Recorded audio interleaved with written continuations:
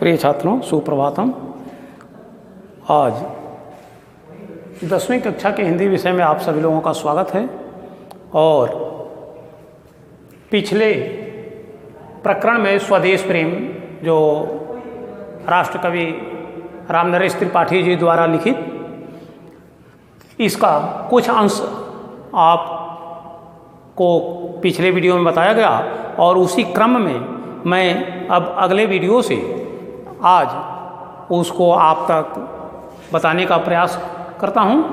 तो आइए देखें हम अगले क्रम को, अर्थात पद्यांश के उस भाग को कि सागर निज छाती पर जिनके, आगे यहाँ तक प्राण निछावर कर देता है, प्राण निछावर, इस अंश का व्याख्या आप लोगों के सामने रखा जाएगा। कि देखें कि सागर निज छाती पर जिनके, अगणित अर्णव पोत उठाकर पहुँचाया करता है प्रमुदित, भूमंडल के सकल तटों पर नदियाँ जिनकी यशधारा सी बहती हैं अब भी निशिवासर, ढूंढो उनके चरण चिन्ह भी पाओगे तुम इनके तट पर। विश्वत रेखा का वासी जो जीता है नित हाँफ हाँफ कर, रखता है अनुराग अलौकिक वह भी अपनी मातृभूमि पर। ध्रुववासी जो हिम में तम में जी लेता है काँप काँप कर, वह भी अपनी मातृभूमि पर कर देता है प्राण निछावर। तो आज इस अंश का पहले शब्दार्थ आप देखें, उसके बाद भावार्थ देखा जाएगा। कि सागर निज छाती पर, सागर समुद्र, निज अपने छाती पर था, अपने छाती पर। अगणित, अगणित अनगिनत, अर्णव पोत समुद्री जहाज़ों को, अर्णव पोत का अर्थ होता है समुद्री जहाज़ों को, और पहुँचाया करता था प्रमुदित, प्रमुदित अर्थात प्रसन्नचित होकर के, भूमंडल के सकल तटों पर, भूमंडल के अर्थात पृथ्वी के विभिन्न तटों पर अर्थात बंदरगाहों पर। नदियाँ जिसकी जसधारा सी, जसधारा अर्थात इनकी जसोगान, जस कीर्ति को धारा के रूप में नदियाँ प्रवाहित करती हैं, बहती हैं अब भी निश्वासर। निश्वासर का अर्थ होता है रात दिन, निश का अर्थ होता है रात, वासर का अर्थ होता है दिन, निश्वासर। ढूंढो उनके चरण चिन्ह भी पाओगे तुम इसके तट पर। तट अर्थात किनारा, चरण चिन्ह अर्थात उनके पद चिन्ह। विश्वत रेखा का वासी जो जीता है नित हाँफ हाँफ कर। विश्वत रेखा से तात्पर्य है भूमध्य रेखा, अर्थात पृथ्वी के बीचों बीच खींची जाने वाली रेखा विश्वत रेखा कहलाती है, जहाँ सूरज के किरण जो है काफ़ी तेज पड़ती हैं और यहाँ गर्मी अधिक होती है। तो यहाँ तापमान, सूरज के ताप के कारण यहाँ विश्वतवासी जो हैं वह हाँफ हाँफ कर जीते हैं। नित का अर्थ होता है प्रतिदिन। रखता है अनुराग अलौकिक, अनुराग का अर्थ होता है प्रेम, अलौकिक प्रेम, अनोखा प्रेम, वह भी अपनी मातृभूमि पर अर्थात अपने मातृभूमि से प्रेम करता है। ध्रुववासी जो हिम में तम में, ध्रुववासी अर्थात ध्रुवों पर निवास करने वाला, ध्रुववासी अर्थात ध्रुवों पर पृथ्वी के दो अक्ष अर्थात उत्तरी ध्रुव और दक्षिणी ध्रुव दोनों पर सदैव बर्फ जमा रहता है, उसकी बात यहाँ कही गई कि हिम में तम में। हिम अर्थात बर्फ में, तम अर्थात अंधकार में, जहाँ सूरज के प्रकाश नहीं पहुँच पाता है, इसलिए वहाँ अंधकार ही अंधकार रहता है और बर्फ ही सदैव जमा रहता है। जी लेता है काँप काँप कर, अर्थात वहाँ ठंड से काँपता रहता है फिर भी जीता है। वह भी अपनी मातृभूमि पर कर देता है प्राण निछावर, वो अपने मातृभूमि से इतना प्रेम करता है कि वह अपने प्राण को भी समर्पित कर देना वह उचित समझता है, इसलिए प्राण निछावर कहा गया। अब पूरे का आप भावार्थ देखें। यहाँ इन पंक्तियों में कवि ने भारत के अतीत गौरव, अर्थात भारत क्या है, इसके पहले यह क्या था, इस गौरव गाथा को अपने शब्द चित्र के माध्यम से प्रस्तुत किया है। चूँकि कवि पूरी तरह से राष्ट्र प्रेमी है, स्वराष्ट्र का के प्रेम को प्रदर्शित करना चाहता है, इसलिए यह अतीत गौरव जो है वह शब्द चित्र के माध्यम से प्रस्तुत किया गया है।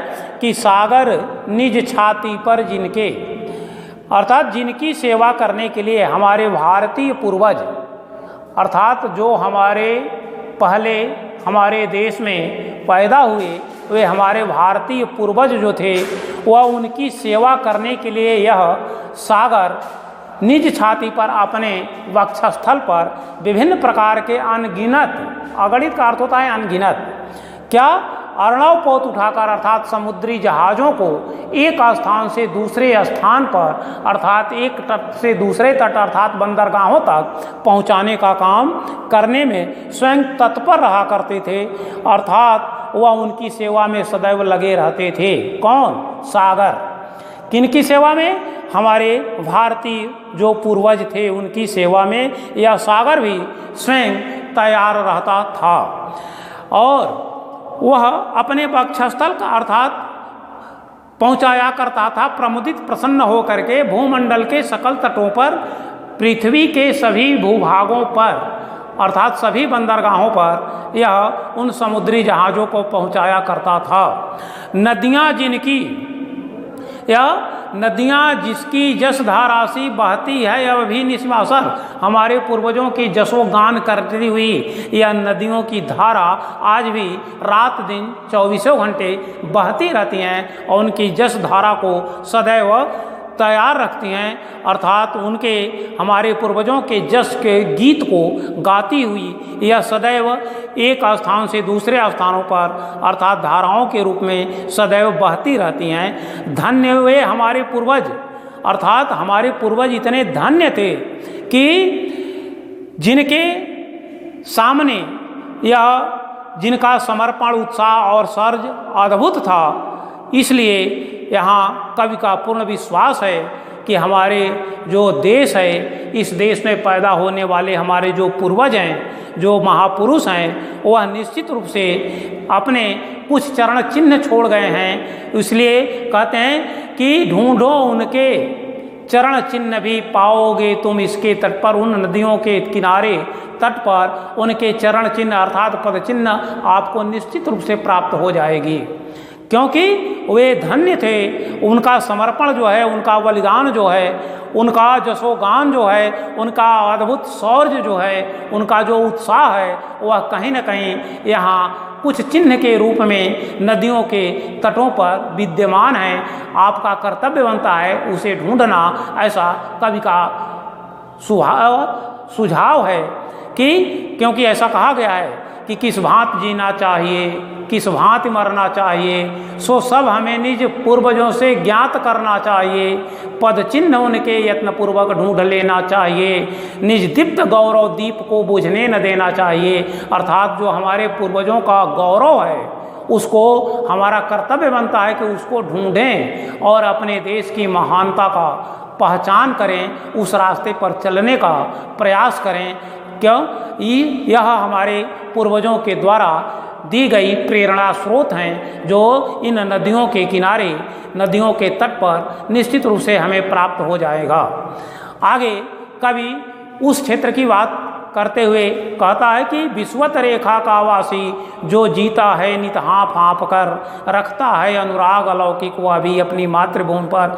विश्वत रेखा अभी मैंने बताया कि वह स्थान जो पृथ्वी के बीचों बीच भाग से होकर गुजरता है, वहाँ का निवासी अर्थात विश्वत रेखा वासी वह निश्चित प्रतिदिन गर्मी के कारण वह हाँफ हाँफ करके अपना जीवन व्यतीत करता है, फिर भी अपने इस मातृभूमि से, अपने इस जन्मभूमि से, अपने इस राष्ट्रभूमि से वह सदैव उसी तरह का अनुराग रखता है, प्रेम रखता है जैसे वह भी अपनी मातृभूमि पर, अपने मातृभूमि से उतना ही प्रेम रखता है। जहाँ वह भले ही उसको कष्ट प्राप्त होता है, सूर्य की किरणों में उसको झुलसना पड़ता है, लेकिन अपने मातृभूमि से प्रेम उसी तरह से वह रखता है।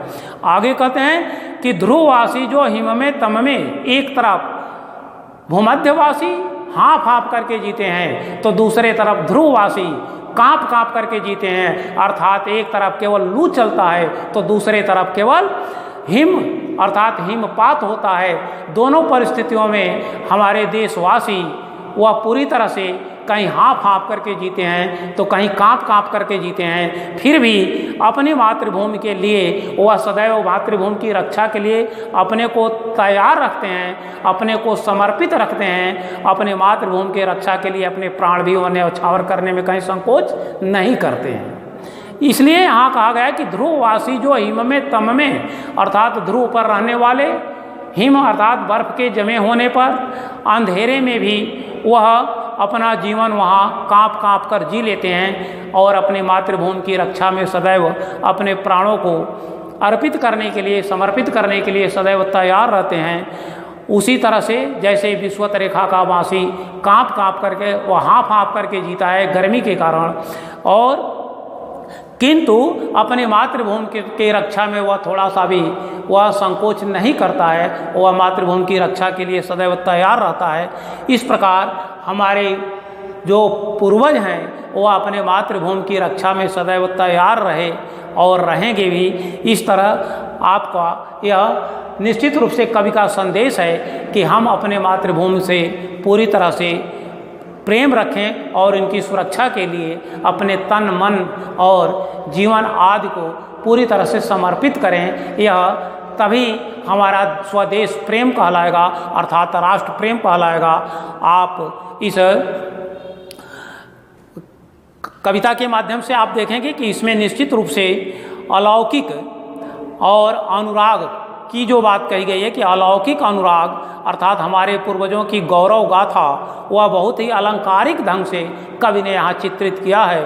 पूर्वजों का अनुकरण जीवन का सच्चा मार्गदर्शन होता है, जो प्रयास करके हमें इसे प्राप्त करना चाहिए। यहाँ भाषा सरल और शुद्ध साहित्यिक खड़ी बोली है, रस में वीर रस है, और वीर रस के साथ साथ आप इसमें देखेंगे कि प्रत्येक चरण में 16-16 मात्राएँ और अनुप्रास, उपमा तथा रूपक अलंकार है, ओज गुण है, और शब्द शक्ति जो है अभिधा और लक्षणा के माध्यम से शैली भावात्मक अर्थात अपने भाव को व्यक्त करने में कवि पूरी तरह से सफल हैं, और मातृभूमि के जो प्रेरणा है उसके माध्यम से कवि स्वयं को एक राष्ट्र कवि के रूप में अपने को चित्रित किए हैं। आज बस आप लोगों के सामने इतना ही, और इस प्रकार यह स्वदेश प्रेम का अंतिम अंश समाप्त किया गया। आप लोगों को बहुत बहुत धन्यवाद।